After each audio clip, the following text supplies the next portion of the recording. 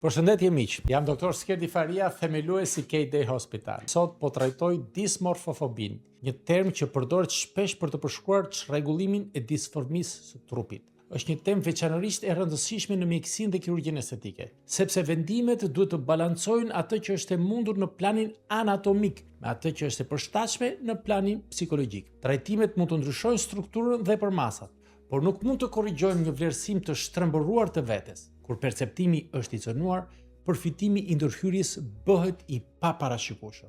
Çrregullimi i disformisë së trupit nuk është një pasiguri e thjeshtë dhe nuk është një pakënaqësi normale me pamjen. Është një gjendje e shëndetit mendor kur një person bëhet tepër i shqetësuar për të meta të perceptuara në pamjen e tij. Shpesh bëhet fjalë për papërsosmëri shumë të vogla, të lehta ose dhe jo të dukshme për të tjerët, por që për individin kthehen në një mendim bizotërues.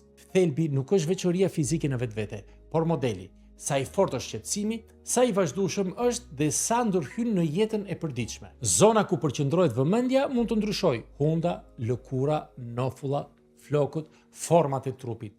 Ajo që mbetet e njëjtë është ndjesia e urgjencës dhe e rëndësisë kur vlerësimi objektiv është minimal.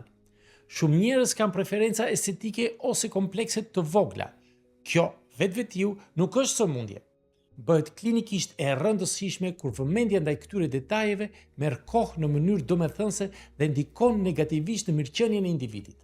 Shfaqja është shpesh një ndërthurje e elementeve mendor, emocional dhe të sjelljes. Në planin mendor shfaqen mendime të padëshiruara, të përsëritura dhe të vështira për të kontrolluar. Ndryshimet normale mund të kuptojnë si anomali, asimetria si deformim dhe detaje minimale si të meta të dukshme. Në planin emocional, vuajtja shpesh është shumë më e madhe se sa do të pritej nga pamja reale. Mund të shfaqet ankth, turp, siklet, zemërim dhe frikë nga gjykimi. Në disa raste, shqetësimi bëhet i vazhdueshëm, përkeqësohet në situata shoqërore dhe mund të çojë në tërheqje, ulje të vetvlerësimit dhe përkeqësim të cilësisë së jetës. Në planin e sjelljes janë të shpeshta veprime të përsëritura, kontroll i tepërt në pasqyrë ose shmangje e plotë e pasqyrave, shqyrtimi i hollësishëm i fotografive, krahasime të vazhdueshme me njerëz të tjerë ose me pamje në rrjetet sociale, kërkesë e vazhdueshme për pranim nga familjarë dhe miq. Shpesh, kjo siguri jep lehtësim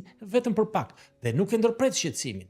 Një pikë shumë e rëndësishme është ndikimi në mirëqenien e individit. Personi mund të shmangë takime shoqërore, punën, intimitetin ose të shmangë të fotografohet. Mund të shpenzojë shumë kohë për të fshehur tëmetën e perceptuar me grim, flok, veshje, kënde ose dritë. Kur jeta e përditshme fillon të përqendrohet rreth këtyre sjelljeve, nuk jemi më përballë një çështje thjesht estetike, por një problemi që prek mirëqenien individuale.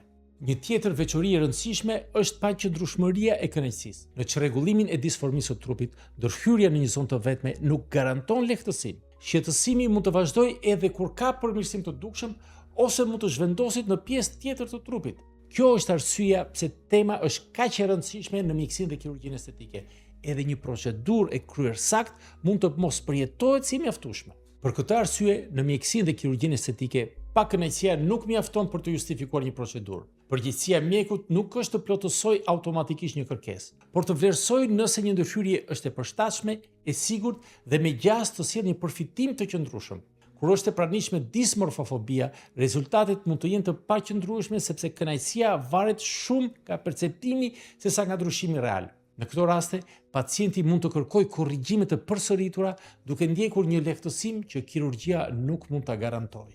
Prandaj, këshillimi duhet të shkojë përtej anës teknike. Një vlerësim i plotë përfshin arsyen e kërkesës, pritshmërinë dhe ndikimin e mundshëm në jetën e pacientit. Disa shenja kërkojnë kujdes të shtuar, përqendrim i fortë në detaje shumë të vogla, bindja se ndërhyrja do të zgjedhë probleme emocionale më të gjera dhe histori ndërhyrjesh të shumta pa kënaqësi të qëndrueshme. Këto nuk përcaktojnë vetë diagnozën dhe nuk është detyra e mjekut të vendosë etiketime me nxitim, por tregojnë rrezik më të lartë dhe kërkojnë një vendim më të kujdesshëm. Pasojat etike janë të qarta. Vazhdohet me ndërhyrje kur mundësia e përfitimit psikologjik është e ulët dhe mund të sjellë dëm, rritje të fiksimit, përsëritje të procedurave, zhgënjim dhe përkeqësim të mirëqenies mendore. Në këto rrethana, ndërhyrja mund të bëhet pjesë e problemit. Një praktikë e ndërgjegjshme kërkon aftësinë për të kuptuar kur kujdesi dhe përmbajtja janë zgjedhja më e sigurt. Shtyrja ose refuzimi një trajtimi mund të jetë i përshtatshëm. Sugjerimi për një vlerësim psikologjik mund të jetë i nevojshëm. Kjo nuk është gjykim, është mbrojtje. Ndjeshmëria psikologjike meriton po aq vëmendje sa kundër indikacionet fizike, sepse ndikon drejt për drejt në rezultatet e perceptuara. Është e rëndësishme të qartësohen edhe kufit profesional. Qëllimi është të njihen modele që tregojnë ndjeshmëri, të komunikohet qartë, të vendosin kufi realist dhe të drejtohet te specialisti kur është e nevojshme. Çrregullimi i dismorfisë së trupit i përgjigjet trajtimeve psikologjike të bazuara në prova. Terapitë e strukturuara mund të ulin përqendrimin e tepruar, të kufizojnë sjelljet e detyruara dhe të përmirësojnë mirëqenien e përditshme. Në raste të përzgjedhura, mund të nevojitet edhe mbështetje me barna në mbikëqyrjen e specialistit. Qëllimi është përmirësimi i gjendjes dhe i jetës së përditshme, jo përsosja. Stigma mbetet pengesë. Shumë njerëz e minimizojnë shqetësimin nga frika se do të gjykohen dhe vinë me një kërkesë estetike të thjeshtë.